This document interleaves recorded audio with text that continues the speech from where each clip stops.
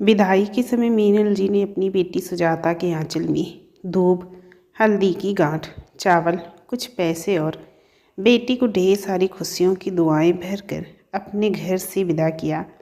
सपनों की दुनिया सजाकर सुजाता भी अपने नए नवेले पति मिहिर के साथ गाड़ी में बैठकर अपने ससुराल की तरफ रवाना हुई। जब एक लड़की की शादी की बात शुरू होती है तभी से वो सपने संजोने लगती है। ख्वाबों का शहजादा ऐसा होगा, वैसा होगा, खूबसूरत सा घर होगा, प्यार करने वाले सास ससुर होंगे, बहन जैसी ननद होगी, वगैरह वगैरह।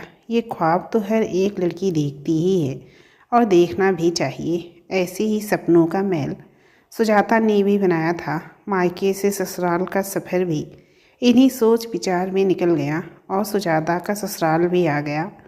कार का दरवाज़ा खुला और कुछ बड़ी उम्र की औरतें आकर सुजाता और मिहिर की परछौनी की रस्म करने लगी। घूंघट के अंदर से सुजाता उन सभी औरतों को पहचानने की कोशिश कर रही थी, पर सिवाय सासू माँ की उसने और किसी को नहीं पहचाना। उस रस्म के होने के बाद दोनों जोड़ियों को रंगे हुए चादर पर चढ़कर गृह प्रवेश करना था, पर जैसे ही सुजाता ने अपना पहला कदम घर में रखा वैसे ही उसके सारे अरमान टूट कर बिखरते मालूम पड़े। 100 साल पुराना टूटा फूटा घर, जो घर कम था, खंडहर ज़्यादा। कहाँ बड़े घर की बेटी और कहाँ एक खंडहर नुमा घर। घूंघट के अंदर ही उसकी आंखों से आंसू छलक पड़े, पर खुद को संभालते हुए चेहरे पर फिर से मुस्कान भर ली। सफ़ेद मार्बल पर चलने वाली ये पाँव जब कच्ची मिट्टी के फर्श पर पड़ती है तो उसकी आंखों से आंसू भी ज़मीन पर गिरकर उस मिट्टी में समाहित हो जाती है। ठीक उसी प्रकार अब सुजाता को भी खुद को इस परिवार की मिट्टी संग मिलकर अपने वजूद को उभारना था। मिहिर देखने में स्मार्ट, गोरा रंग का सजीला जो नौजवान था।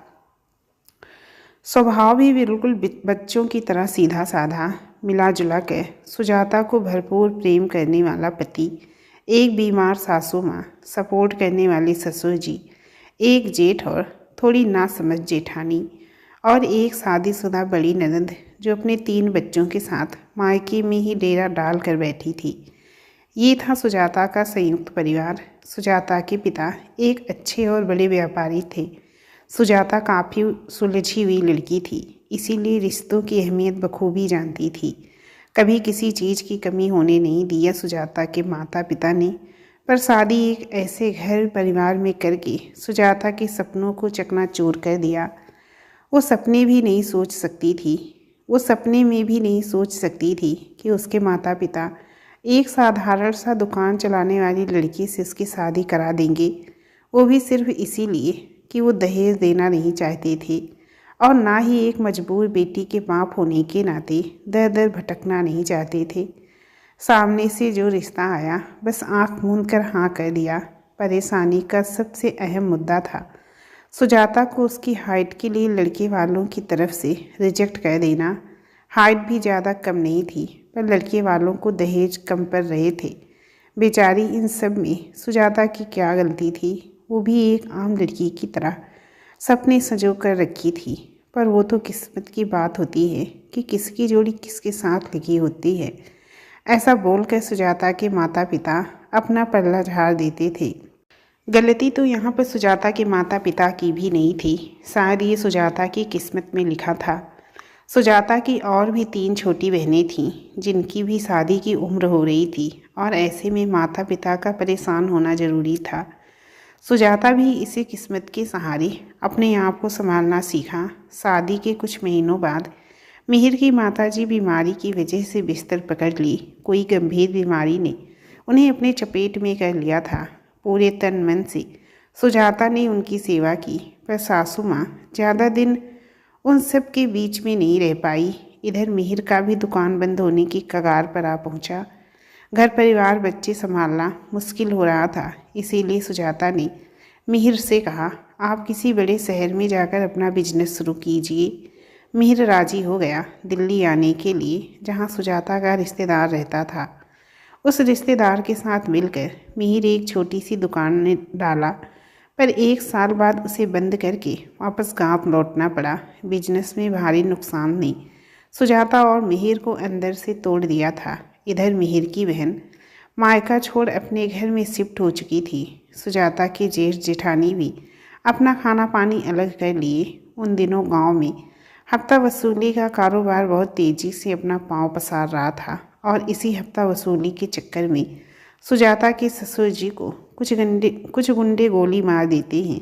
उन्हें आनन फानन में अस्पताल में भर्ती करवाया जाता है, पर कुछ दिनों बाद उनकी भी मृत्यु हो जाती है। उन्हीं दिनों सुजाता दूसरे बच्चे को जन्म देती है। अब दो दो बच्चों की जिम्मेदारी सुजाता और मिहिर के रातों की नींद उड़ा चुकी थी। एक छोटी सी दुकान से भला कहाँ इन सब की ज़रूरतों को पूरा किया जा सकता था। बिजनेस में बार बार असफलता मिलने की वजह से मिहिर भी अंदर अंदर टूटता जा रहा था। अपनी नाकामियों को झेलकर मिहिर अब कुछ भी नया करने के बारे में नहीं सोच रहा था, पर सुजाता हमेशा परेशान रहती। उन्हीं दिनों सुजाता का मुँह बोला भाई आया हुआ था। उसके घर उसने सुजाता को कहा, बहन अगर किसी भी चीज़ की ज़रूरत हो तो मुझे ज़रूर बताना, मुझसे जो बन पड़ेगा मैं ज़रूर मदद करूँगा। ये बात सुनकर सुजाता के मन में एक छोटी सी सकारात्मक आस जगी।